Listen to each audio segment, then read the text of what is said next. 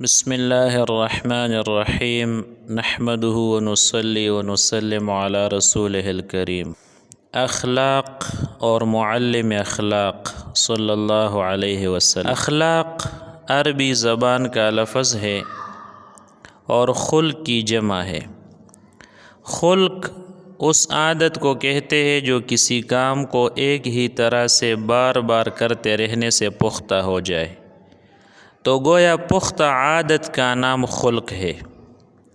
مثال کے طور پر اگر کوئی شخص جب کسی غریب کو دیکھتا ہے تو اس کی مدد کرتا ہے، تو ہم کہیں گے کہ سخاوت اس کی عادت یا خلق ہے۔ اگر کوئی شخص ایک آدھ بار کسی کی مدد کرتا ہے تو وہ سخی نہیں کہلائے گا، کیونکہ سخاوت اس کی عادت نہیں ہے۔ اخلاق اچھے بھی ہوتے ہیں اور برے بھی۔ اگر کوئی شخص ایسے کام کرنے کا عادی ہو جو عقل اور شریعت کے مطابق ہے تو اس کے اخلاق اچھے ہیں، اور اگر ایسا کام کرتا ہے جو عقل اور دین کے تقاضوں کے خلاف ہے تو وہ برے اخلاق والا ہے۔ اخلاق انسان کو دوسری مخلوقات سے ممتاز کرتے ہیں۔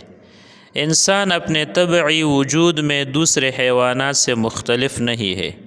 جو چیز انسان کو حیوانات کی سطح سے اوپر اٹھاتی ہے اور اسے اشرف المخلوقات کے درجے تک پہنچاتی ہے، وہ اس کے اخلاقی کردار ہے۔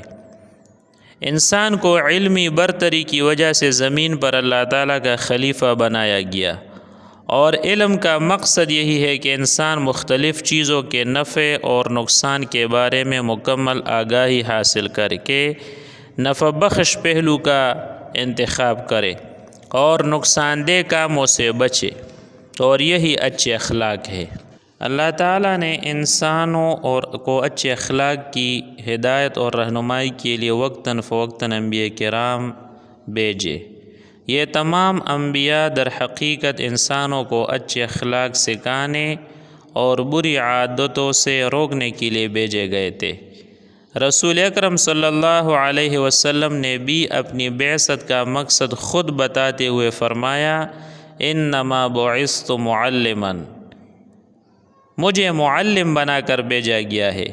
پھر آپ صلی اللہ علیہ وسلم نے اپنی تعلیم کا اصل مقصد ان الفاظ میں بیان فرمایا، انما بعثت لأتمم مکارم الاخلاق، میں صرف اس لیے بھیجا گیا ہوں کہ اخلاق حسنہ کی تکمیل کروں۔ ان دونوں حدیثوں کو باہم ملا کر دیکھا جائے تو صاف معلوم ہوتا ہے کہ علم کا اصل مقصد اخلاق ہے۔ اخلاق مطلوب ہے اور علم ان کا ذریعہ ہے۔ معلم اخلاق صلی اللہ علیہ وسلم کا کام صرف لوگوں تک علم پہنچانا نہیں تھا، بلکہ اخلاق کی تشکیل و تعمیر بھی تھی۔ اچھے اخلاق حسنہ ایمان کی پہچان ہے۔ جتنے کسی کے اخلاق اچھے ہوں گے اتنا ہی اس کا ایمان مضبوط ہوگا۔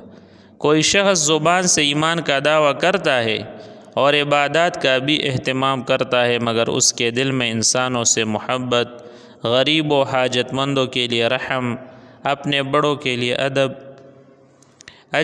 اپنے چھوٹوں کے لیے شفقت، اپنے دوست و احباب، رشتہ داروں، پڑوسوں کے حسن سلوک کے جذبات نہیں ہے، تو اس کا طرز عمل اس بات کا ثبوت ہے کہ اس کا ایمان ابھی تک اس کے دل کی گہرائیوں میں نہیں اتر سکا۔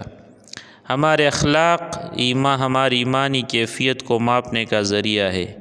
اخلاق حسنہ ہی ایک ایسا معیار ہے جس سے کسی شخص کے ایمان کے بارے میں معلوم ہو سکتا ہے کہ وہ کس درجے کا ہے۔ رسول اللہ صلی اللہ علیہ وسلم کا ارشاد ہے، اکمل المؤمنین ایمانا احسنهم خلقا، مسلمانوں میں کامل ایمان اس کا ہے جس کا اخلاق سب سے اچھا ہے۔ آپ جانتے ہیں کہ دن کو ہمیشہ روزہ رکھنا اور ساری رات نماز میں کھڑا رہنا کتنا مشکل کام ہے۔